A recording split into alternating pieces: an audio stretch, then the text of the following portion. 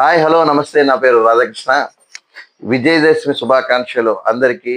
నా NRK talks సబ్స్క్రైబర్స్కి, వ్యూయర్స్కి, స్నేహితులకి, బంధుమిత్రులకి అందరికీ నా యొక్క విజయదశమి శుభాకాంక్షలు. బిగ్ బాస్ సీజన్ 9 ఇప్పుడు మనం ఎపిసోడ్లోకి వెళ్ళిపోదాం. నిన్న ఎపిసోడ్ మీరు అందరూ వాచ్ చేసి ఉంటారు. ఎంత ఆహ్లాదకరంగా ఉందంటే అంత ఆహ్లాదకరంగా ఉంది నిన్న ఎపిసోడ్. ఎందుకంటే గేమ్స్ టోటల్గాను కెప్టెన్సీ కంటెండర్స్ తాలూకా గేమ్స్ షో జరిగింది.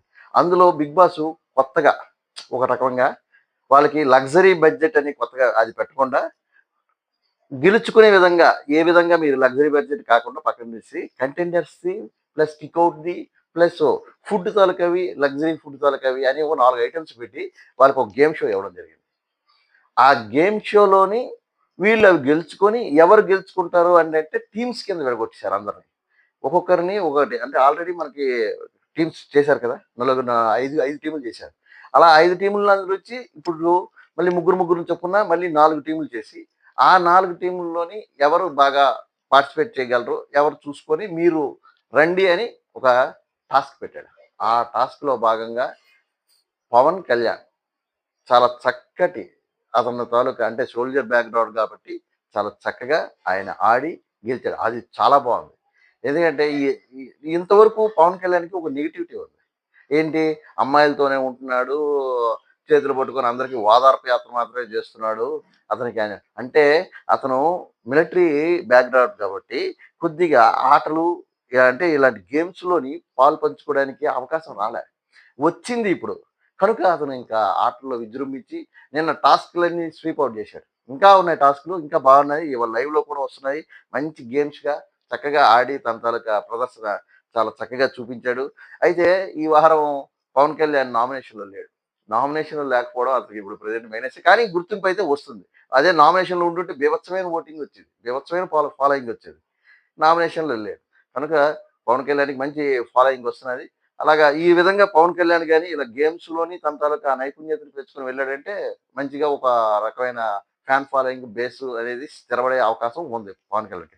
మిగతాది నెక్స్ట్ అందులో సంజన గాని, ఇమాన్యుయల్ గాని, భరణి గారు గాని, తనూజ గారు గాని చాలా చక్కగా ప్రదర్శించారు. అయితే రీతు గేమ్ నుంచి ఔట్ అయిపోయింది వాళ్ళ టీము. ఆహ్, అంటే హరీష్ గారు. హరీష్ గారు ఆడడం, అవతల ఇమానియల్, సంజన గారిని పట్టుకోవడం, ఇవన్నీ కొద్దిగా గజిబిజి అనిపించినా, దివ్యా నిఖిత్ గారు మాత్రం మంచి స్పోర్టీ స్పిరిట్‌తో బాగా ఆడారు. దివ్యా నిఖిత్ గారికి, హరీష్ గారికి టగ్ ఆఫ్ వార్ పడింది. మామూలుగా పడలా.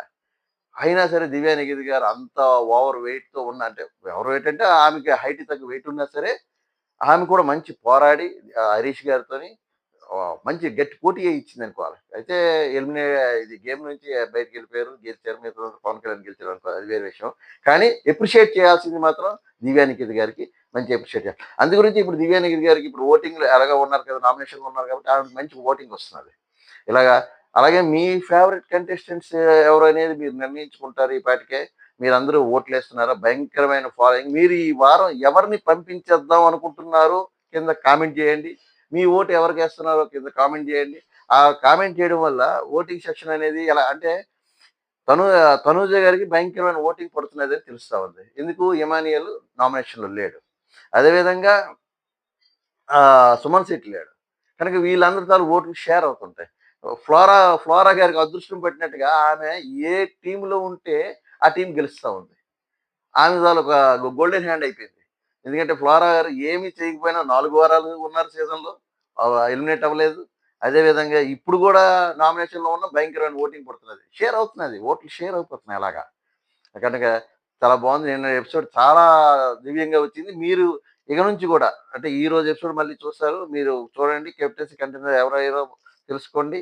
అలాగే ఎన్ఆర్‌కే టాక్స్ మన ఛానల్ నాకు లైక్ చేయండి, షేర్ చేయండి, సబ్స్క్రైబ్ చేయండి. అందరికీ NRK talks me Radhakrishna. Thank you.